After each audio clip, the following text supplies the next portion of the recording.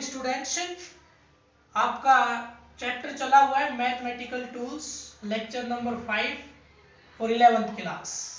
कल मैंने असाइनमेंट आपको दिया था, उस असाइनमेंट में कुछ क्वेश्चंस थे रिलेटेड टू डिफरेंशिएशन। उनके आंसर बहुत कम बच्चों ने मेरे से शेयर किए हैं। आज यानी 20 अप्रैल को सभी बच्चे मेरे से उनका सॉल्यूशन जरूर शेयर करें।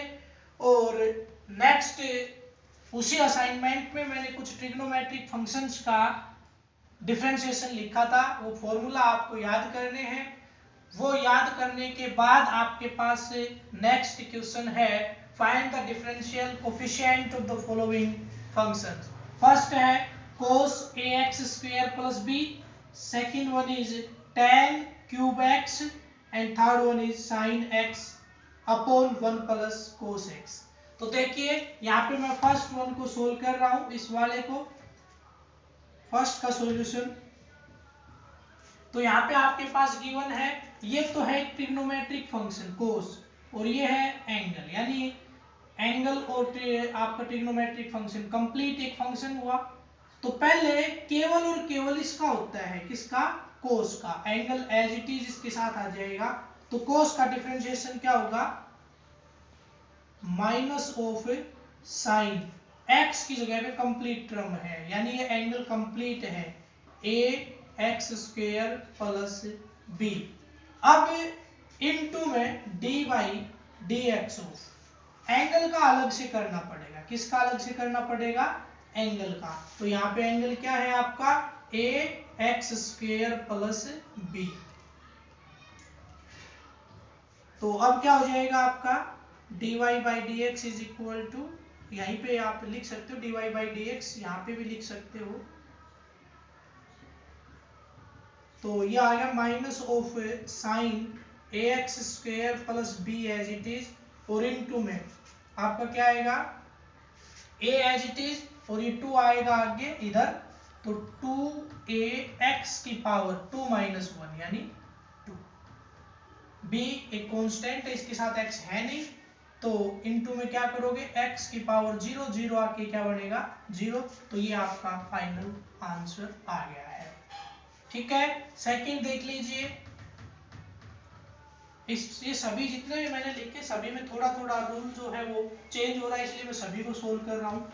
अब की बार आपके पास लिखा है tan क्यूब x, तो यहाँ पे मैं इसको लिख रहा हूँ कि y is equal to tan x क्यूब। ये तो आपको पता ही होगा, 10th क्लास में सीखा है, ट्रिग्नोमेट्रिक फंक्शन जो है इसका ये क्यूब, चाहे आप यहाँ लगा दो और चाहे कंप्लीट के बाहर लगा दो, लेकिन कभी भी ऐसा नहीं हो सकता कि अगर यहाँ पे क्यूब लगा हुआ है तो इसको सारे के लगा दो, ऐसा पॉसिबल नहीं है।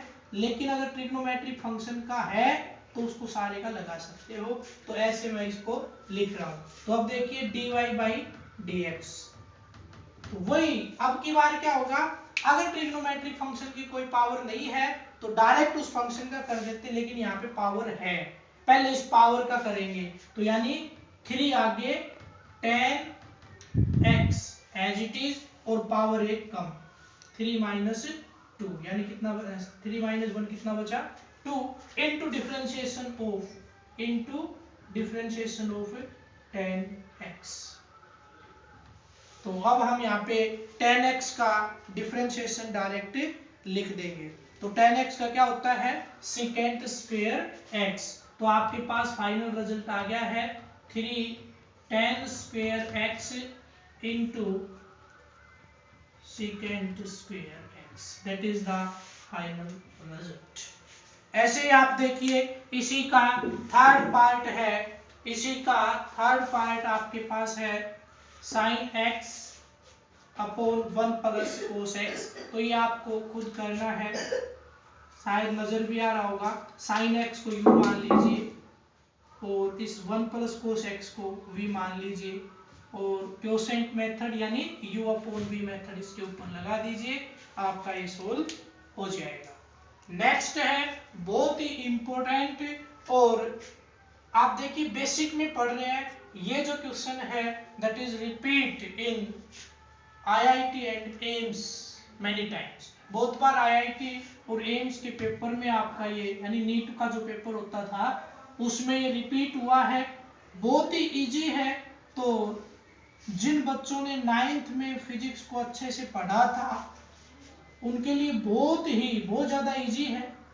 वैसे चाहे किसी ने पढ़ा या ना पढ़ा, ये मत सोचना कि 9th में तो हमने बहुत कम पढ़ी थी तो शायद हमारे लिए हार्ड होगा, नहीं, सभी के लिए बहुत इजी है। बस एक छोटी सी डेफिनेशन है वो आपको याद करनी पड़ेगी और वो है velocity is equal to differentiation of displacement with respect to time, यानी ds by dt।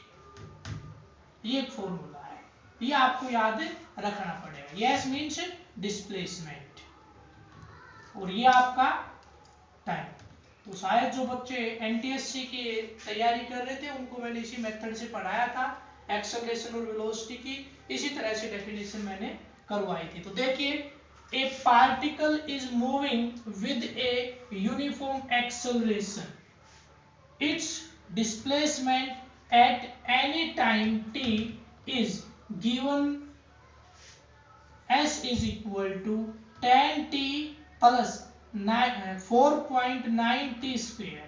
What is, इसमें तीन पार्ट है। Initial velocity, initial velocity means velocity when time is equal to 0, velocity at t is equal to 3 second जब आपका time था उस time पे उसकी वेलोसिटी क्या थी, द यूनिफॉर्म एक्सेलरेशन। और फाइनल क्या निकालना है, एक्सेलरेशन।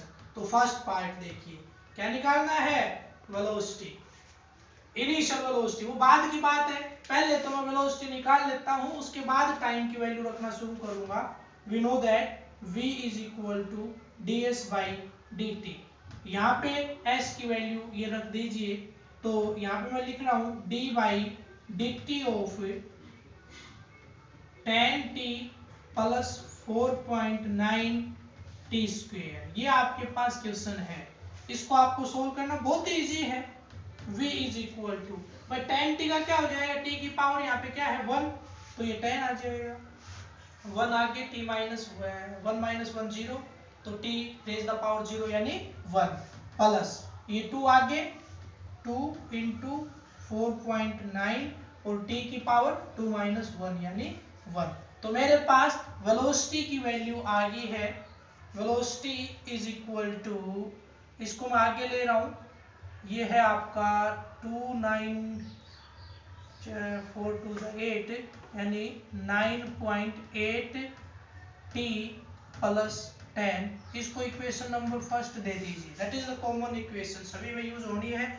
अब ये कह रहा है कि इसके फर्स्ट पार्ट में क्या पूछ रहा है, इनिशियल वेलोसिटी। तो वेलोसिटी यानी इनिशियल वेलोसिटी निकाल रहा हूं, initial velocity means t is equal to 0, t की वैल्यू क्या रख दीजिए यहाँ पे 0, तो v की वैल्यू क्या आ जाएगी, v इज इक्वल टू 9.8 और t की जगह पे 0 और ये आपका क्या आ जाएगा 10 मीटर पर सेकेंड। ठीक है, सेकेंड है, ये आपका मैंने लिखा नहीं, यहाँ पे मीटर है, इतना मीटर डिस्प्लेसमेंट।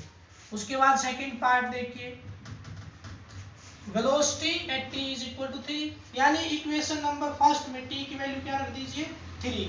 तो ये तो आपका खत्म है, केवल क्या करोगे 9.8 को कितने से मल्टीप्लाई कर दोगे 3 से, सॉरी 10 आपका ऐड रहेगा।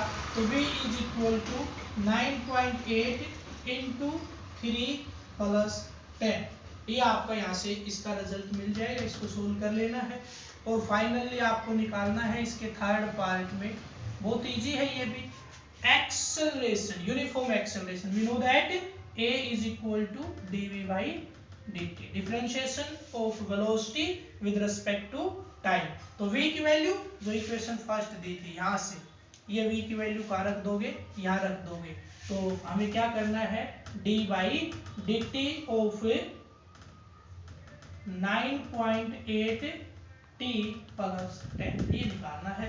तो निकाल दीजिए, a इज इक्वल टू आपका 10 का तो 0 हो ही जाएगा और इसका क्या हो जाएगा 9.8 मीटर पर सेकेंड स्क्वायर। तो पहले तो आप ट्रिग्नोमेट्रिक फॉर्मूलाज को अच्छे से याद कर लीजिए, उसके बाद ये जो दो डेफिनेशन आपने आज सुनी है या हो सकता है पहले भी आपने पढ़ी हुई हो, ये आप नोट कर लीजिए। उसके बाद क्वेश्चन बहुत इजी है। वेलोसिटी को किस फॉर्म में लिखते हैं, differentiation of displacement with respect to time, और एक्सेलरेशन को differentiation of velocity with respect to time, और आंसर्स आपके पास आ जाएंगे। तो उम्मीद करता हूँ सभी को अच्छे से समझ में आया होगा। अगर आपको एक बार में कुछ दिक्कत होती है तो वीडियो को 2 या 3 बार वॉच कीजिए, आपको समझ में आ जाएगा। फिर भी कोई प्रॉब्लम रहती है तो आप मेरे से डिस्कस कर सकते हैं।